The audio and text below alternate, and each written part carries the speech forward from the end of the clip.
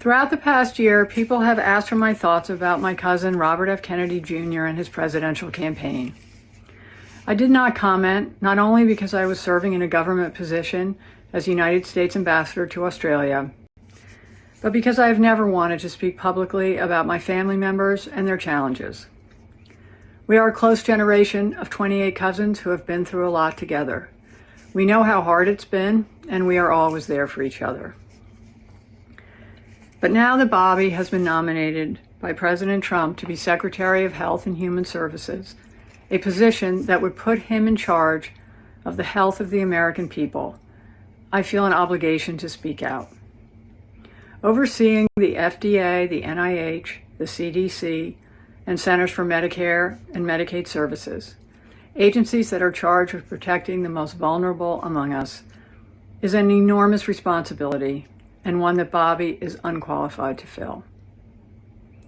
He lacks any relevant government, financial, management, or medical experience.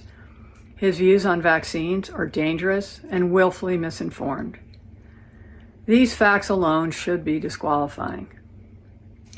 But he has personal qualities related to this job, which for me pose even greater concern. I've known Bobby my whole life. We grew up together. It's no surprise that he keeps birds of prey as pets, because Bobby himself is a predator.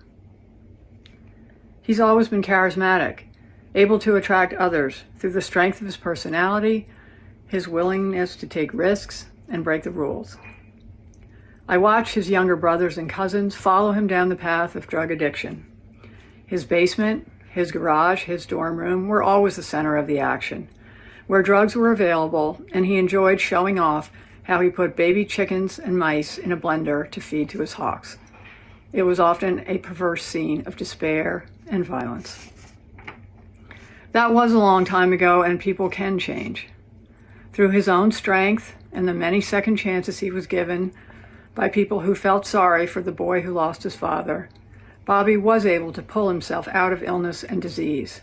I admire the discipline that took and the continuing commitment it requires. But siblings and cousins who Bobby encouraged down the path of substance abuse suffered addiction, illness, and death, while Bobby has gone on to misrepresent, lie, and cheat his way through life. Today, while he may encourage a younger generation to attend AA meetings, Bobby is addicted to attention and power.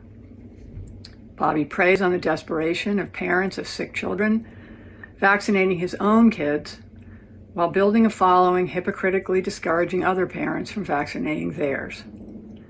Even before he fills this job, his constant denigration of our healthcare system and the conspiratorial half-truths he's told about vaccines, including in connection with Samoa's deadly 2019 outbreak of measles, have cost lives.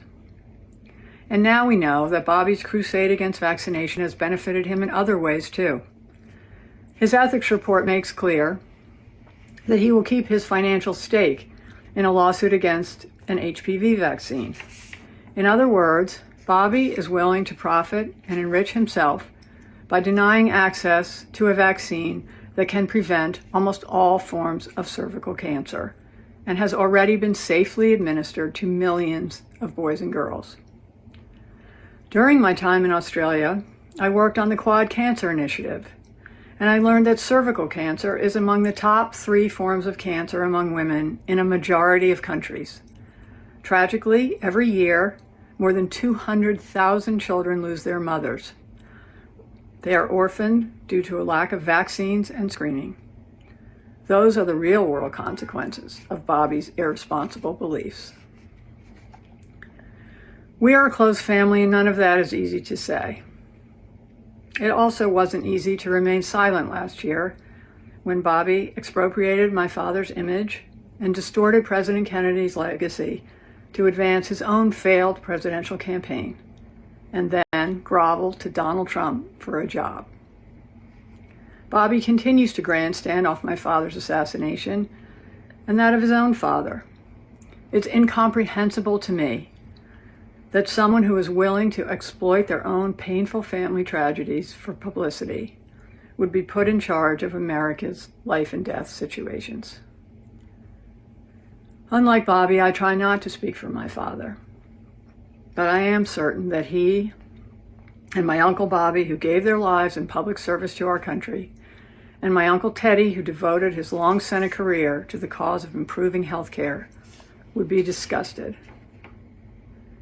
The American healthcare system, for all its flaws, is the envy of the world. Its doctors and nurses, researchers, scientists, and caregivers are the most dedicated people I know. Every day they give their lives to heal and save others. They deserve a knowledgeable leader who is committed to evidence and excellence. They deserve a secretary committed to advancing cutting-edge medicine to save lives, not to rejecting the advances we have already made. They deserve a stable, moral, and ethical person at the helm of this crucial agency.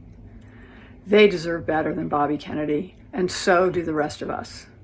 I urge the Senate to reject his nomination. Sincerely, Carolyn Kennedy.